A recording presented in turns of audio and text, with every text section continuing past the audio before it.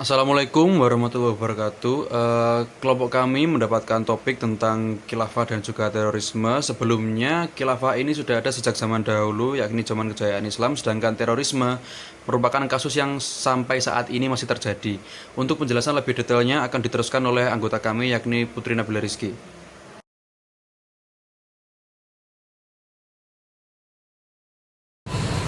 Khalifah merupakan istilah pada agama Islam yang merujuk pada pemimpin atau penguasa yang dianggap sebagai wakil Allah di bumi.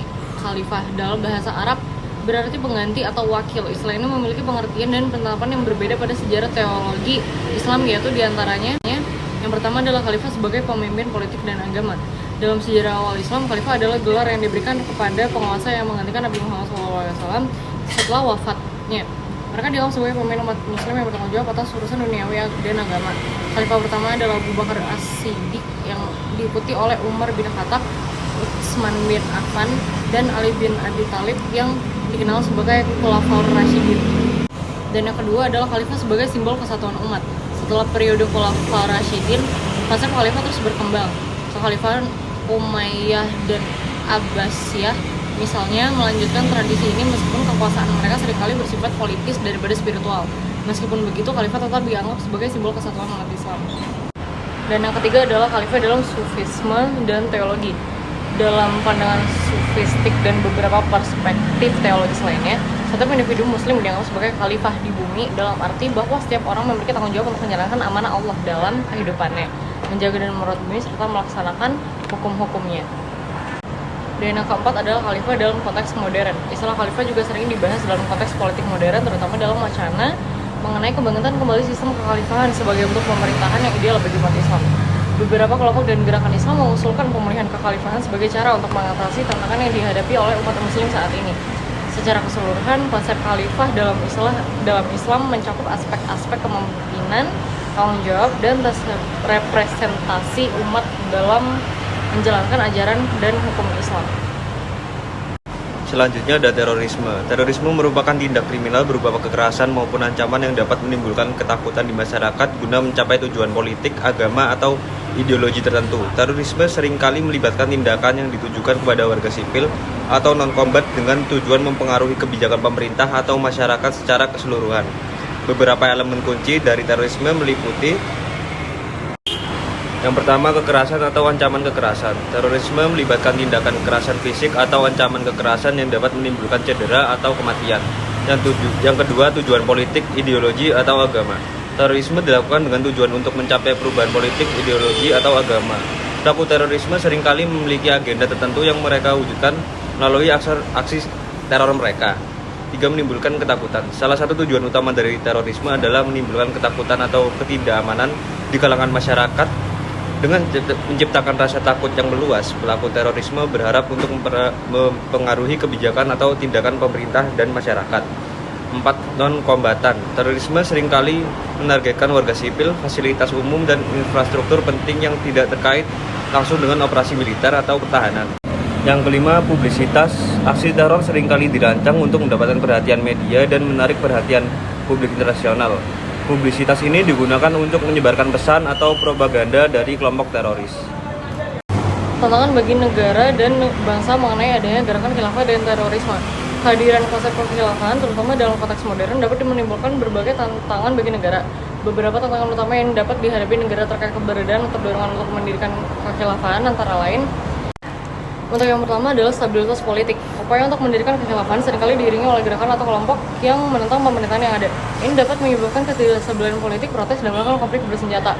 Lalu yang kedua adalah keamanan nasional. Gerakan pro-khilafah bisa memicu terorisme dan kekerasan. Kelompok-kelompok ekstremis yang mendukung kekhilafahan mungkin menggunakan kekerasan untuk mencapai tujuan mereka, mengancam keamanan nasional dan keselamatan warga sipil. Lalu yang ketiga adalah integrasi sosial dan kebinekaan. Negara yang memiliki populasi beragam agama dan etnis mungkin menghadapi tantangan dalam menjaga integrasi sosial. Dorongan untuk mendirikan kekhilafahan yang berbasis pada intervensi hukum Islam tentu terdapat memarginalisasi kelompok non-muslim dan minoritas lainnya, mengancam kerukunan sosial. Lalu yang keempat adalah sistem pemerintahan. Kekhilafahan dalam bentuk pemerintahan teokratik bertentangan dengan sistem demokrasi sekuler yang dianut oleh banyak negara modern. Ini dapat menimbulkan konflik antara prinsip-prinsip demokrasi seperti hak asasi manusia, kebebasan beragama, dan supremasi hukum dengan prinsip-prinsip pemerintahan yang diusung oleh konsep kekhilafahan. Lalu yang kelima adalah hubungan internasional. Adanya gerakan kekhilafahan dapat mempengaruhi hubungan diplomatik dengan negara-negara lain, terutama yang melihat kekhilafahan sebagai ancaman. Ini bisa mengisolasi negara secara internasional dan mengurangi kerjasama global. Lalu yang keenam adalah ekonomi. Ketidakstabilan politik dan keamanan yang dipicu oleh gerakan pro-khilafah dapat berdampak negatif pada ekonomi. Investasi asing mungkin menurun, pariwisata bisa terdampak, dan ketidakpastian bisa mengganggu aktivitas ekonomi domestik. Berikut adalah ideologi yang digunakan oleh terorisme. Yang pertama ada ekstremisme agama, yaitu diantaranya ada Islamisme radikal, yaitu kelompok-kelompok seperti Al-Qaeda, ISIS, dan Boko Haram menggunakan ideologi ini untuk membenarkan tindakan mereka. Mereka sering mengklaim memperjuangkan penerapan hukum syariah secara ekstrim dan menolak pengaruh barat. Lalu ada ekstremisme agama lain. Ada juga contoh dari agama lain seperti terorisme yang dilakukan oleh kelompok Hindu radikal di India atau ekstremisme Kristen di Amerika Serikat. Yang kedua ada ekstremisme politik, yaitu ada kiri radikal. Kelompok-kelompok seperti FARC di Kolombia atau Red Brigades di Italia yang menggunakan terorisme untuk memperjuangkan ideologi komunis atau sosialis. Lalu ada kanan radikal, yaitu kelompok-kelompok supremasi kulit putih atau neo-Nazi yang menggunakan terorisme untuk mendukung ideologi rasis atau fasis. Perkembangan kelompok teroris dapat bervariasi tergantung pada berbagai faktor, termasuk politik, sosial, ekonomi, dan teknologi. Berikut adalah beberapa tren umum dalam perkembangan kelompok terorisme. Oke, yang pertama yaitu ada radikalis online. Penggunaan internet dan media sosial telah memungkinkan kelompok teroris untuk merajut jaringan yang lebih luas secara global. Mereka menggunakan platform ini untuk menyebarkan propaganda, merekrut anggota, dan membagi informasi tentang cara melakukan serangan. Nah, yang kedua yaitu fragmentasi. Beberapa kelompok teroris mengalami fragmentasi menjadi subkelompok yang lebih kecil. Mungkin karena konflik internal atau perpecahan ideologis di dalam organisasi mereka. Ini dapat menghasilkan banyak kelompok yang lebih kecil, namun seringkali lebih sulit untuk dilacak oleh pihak berwenang. Nah, yang ketiga yaitu serangan lone wolf. Lone wolf attacker menjadi semakin umum, di mana individu radikalisasi melancarkan serangan sendiri tanpa keterlibatan langsung dari kelompok teroris yang lebih besar. Ini membuat lebih sulit untuk mendeteksi dan mencegah serangan, karena serangan seperti itu seringkali tidak memerlukan koordinasi yang besar. Nah, mungkin karena si pelakunya ini juga mereka tuh melakukan tindakan hal yang serupa, ya mungkin karena dari propaganda yang ada di sosial media. Nah, yang keempat yaitu ekstremisme kanan dan kiri. Tren terbaru termasuk meningkatan aktivitas kelompok terorisme ekstrem kanan dan ekstrem kiri, seperti yang dijelaskan oleh teman saya. Kelompok-kelompok ini sering memiliki ideologi supremasi rasial, etnis, atau politik yang memotivasi tindakan kekerasan mereka. Kelompok kanan ini seperti Ku Klux Klan, kalau yang kelompok kiri itu seperti pemberontak sayap kiri yang ada di Amerika Latin. Nah, yang kelima yaitu penyusupan kelompok teroris. Pihak berwenang semakin memanfaatkan teknologi dan intelijen untuk menyusup ke dalam kelompok teroris, menghentikan rencana serangan sebelum mereka dilaksanakan. Hal ini sering memerlukan kerjasama antara lembaga keamanan dari berbagai negara. Nah, yang keenam, perubahan taktik. Teroris terus mengubah taktik mereka dalam upaya untuk mengelabui pihak berwenang. Mereka bisa beralih dari serangan bom besar ke serangan yang lebih kecil dan lebih terpencar, atau memiliki target yang lebih simbolis. Target yang lebih simbolis itu kayak orang yang penting gitu loh. Nah, yang ketujuh yaitu finansial dan sumber daya.